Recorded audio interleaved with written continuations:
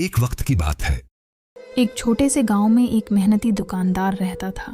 وہ اپنی ایمانداری اور اچھے اخلاق کی وجہ سے پورے گاؤں میں مشہور تھا۔ اس کی دکان پر ہر روز بہت سے لوگ خریداری کے لیے آتے تھے۔ ایک دن ایک چور نے سوچا کہ اس دکاندار کی دکان سے کچھ چوری کی جائے۔ رات کے وقت وہ آہستہ آہستہ دکان کے پاس پہنچا اور اندر گھس گیا۔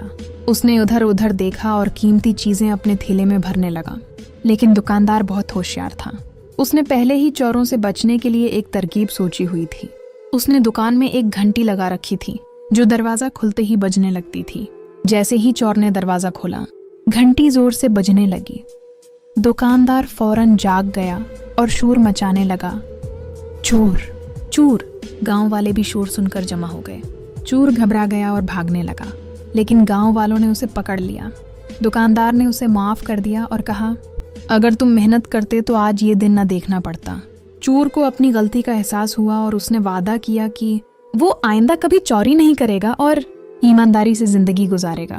سبق: محنت اور ایمانداری ہی کامیابی کی اصل کنجی ہے، جبکہ چوری انسان کو صرف شرمندگی اور نقصان دیتی ہے۔